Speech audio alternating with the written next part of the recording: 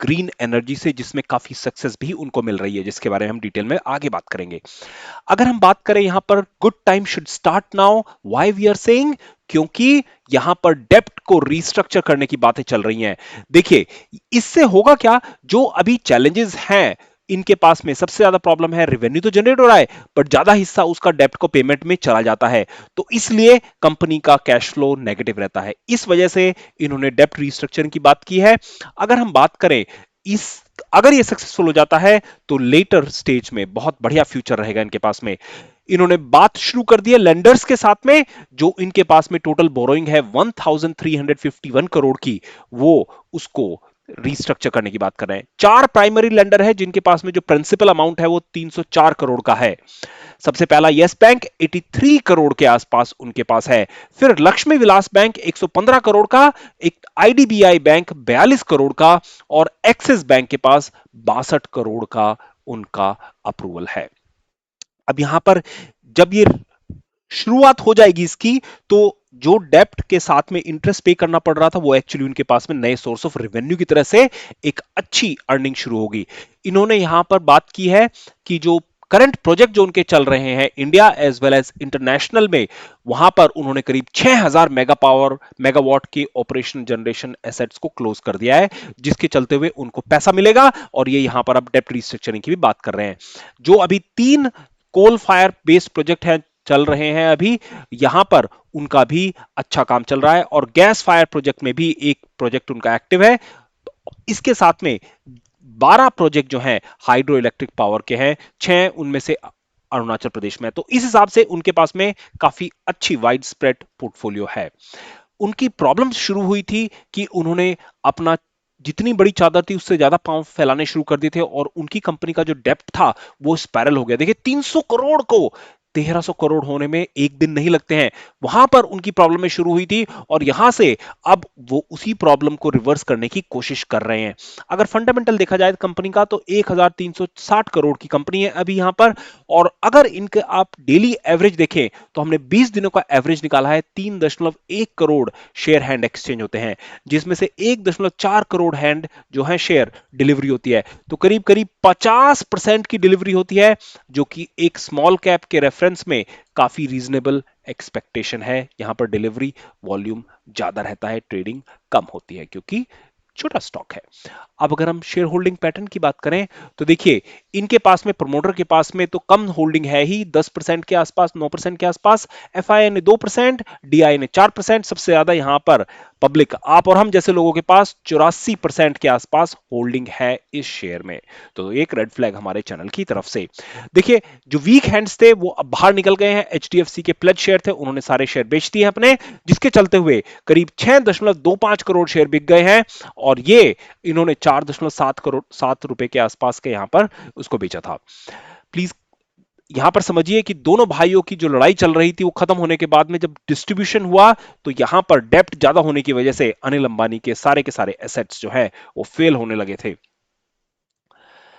अब यहां पर ग्रीनर पावर में भी उन्होंने काफी अच्छा प्रोजेक्ट चलाए हैं, जिसके चलते हुए इनकी लॉन्ग टर्म में अच्छी ग्रोथ बनेगी, और गवर्नमेंट के पास काफी बड़े इनिशिएटिव हैं उनको देने के लिए ग्रीनर पावर एनर्जी के रेफरेंस में। तो देखिए, जैसा हमने बताया, अलग अलग सेगमेंट से रिन्यूएबल एनर्जी इन्होंने शुरू की है। और अगर रिन्यूएबल एनर्जी की स्पेसिफिक बात करें, तो 40 मेगावाट का सोलर पीवी जो है जैसलमेर राजस्थान में है इनके पास में, और इसके अलावा 100 मेगावाट का इनके पास में विंड एनर्जी का प्रोजेक्ट चल रहा है। तो इसके हिसाब से इनका जो ऑब्जेक्टिव है 6000 मेगावाट सोलर पावर के लिए राजस्थान, अगले 10 साल के लिए मेमोरेंडम ऑफ अंडरस्टैंडिंग उन्होंने साइन कर दिया है। तो प्रोजेक्ट आ रहे हैं, अच्छी बात है, सिर्फ डेप्थ को कंट्रोल करना है। अगर इसके भाव को देखा जाए, तो देखिए, भाव भी अब यहां पर काफी अच्छा कंसोलिडेशन फेज इसने स्थापित किया था। 4 रुपए 80 पैसे से लेकर 4 रुपए 30 पैसे के बीच में करीब करीब 2 महीना इसने अच्छे से स्पेंड किया है। अब यहां से कंसोलिडेशन के बाद ये ऊपर जाने के लिए तैयारी कर रहा है हमारे हिसाब से चार्ट के बेसिस पर। बहुत अच्छे लेवल पर आपको ये शेयर यहां पर मिल रहा है। तो पेनी स्टॉक है, हमेशा ध्यान रखिए 2% से ज्यादा आपको निवेश नहीं करने की सलाह दी जाएगी। मुंबई में इन्होंने शुरुआत की 2017 से, और वहां पर 17 में उन्होंने अदानी पावर को अपना पावर सेक्टर बेच दिया था। डेप्ट अगर कम करेंगे तो इनके साथ में जो ग्रोथ होगी, फिनोमिनल ग्रोथ रहेगी, क्योंकि क्योंकि इंटरेस्ट जो है कम होता जाएगा, जो कि अच्छी बात है हमारे हिसाब से यहाँ पे। और देखिए कोविड के इंपैक्ट की वजह से यहाँ पर मैक्रो लेवल कंडीशन इंप्रूव हो रही है, गुड अपॉर्चुनिटी है लॉन्ग टर्म निवेशकों के लिए अपने पोर्टफोलियो को जगह देने के लिए। हमारा स्कोर कार्ड बहुत सिंपल है, 2.4 लाख से हमने एक मेंबर्स के साथ शुरू की थी और यहां पर देखिए अभी उनका पोर्टफोलियो साइज 3.9 लाख हो गया है, 63% का रिटर्न मिला है 2 महीने से भी कम में। हर हफ्ते इसका रिजल्ट पब्लिश करेंगे, आप हमारे पुराने वीडियो देखिए। कैसे किया उसके लिए फ्री वेबिनार ज्वाइन कर सकते हैं और ये आपको 900 रुपए की एडमिन फी करनी पड़ेगी। मई महीने में हमारी नेक्स्ट वेबिनार होगी। चैनल का 5/5 रूल हमेशा ध्यान रखिए। और अगर देखिए कैश फ्लो एक्टिविटी से पिछले साल इन्होंने 96 करोड़ का कैश फ्लो जनरेट किया था। आगे इस साल देखेंगे क्या रिजल्ट आएगा। उम्मीद यहां पर है कि 200 करोड़ से ज्यादा का कैश फ्लो इनको जनरेट करने की उम्मीद लग रही है। पिछले उससे पहले साल एक नेगेटिव कैश फ्लो था 555 करोड़ का और पहले कंसेक्यूटिवली पॉजिटिव नेगेटिव में स्विंग सॉ कर रहा है ये। अब पीयर कंपैरिजन अगर देखा जाए तो देखिए शेयर के भाव के मामले में देखा जाए तो रिलायंस पावर सबसे कम भाव है, 4 रुपए 85 पैसे के आसपास आज फ्राइडे के क्लोजिंग बंद होते हुए। अदानी पावर सबसे ज्यादा 1049 करोड़ का और यहां 1049 रुपीस का। और इसके अलावा power grid, NTPC, Adani power, ये सारे के सारे इनके पावर कंपटीशन शेयर है। अब इसमें अगर मार्केट कैप की दृष्टि से देखा जाए तो मार्केट कैप की दृष्टि से यहां पर अदानी ट्रांसमिशन और पावर ग्रिड कॉर्पोरेशन दोनों ही करीब 115,000 करोड़ की कंपनी है। यहां पर सबसे कम जो है वो फिर से रिलायंस पावर ही है इस टाइम पर। सेल्स की दृष्टि से देखा जाए तो बहुत इंटरेस्टिंगली यहां पर 756,000 करोड़ 7,562 करोड़ की सेल्स करते हैं। वहीं अदानी ट्रांसमिशन को देखें तो महज 11,000 की सेल करते हैं। तो देखिए मार्केट कैप के रेफरेंस में सेल्स देखी जाए तो बहुत बढ़िया है इनकी। रेशियो के रेफरेंस में बात की जाए यहां पर डेप्ट टू इक्विटी भी देखेंगे तो अदानी ट्रांसमिशन के कंपैरिजन में 2:4:5 के आसपास है। तो ये यहां पर भी डेप्ट टू इक्विटी बेटर रेशो में यहां पर काम कर रहे हैं। तो उस हिसाब से देखा जाए तो ये एक अच्छी कंपनी है।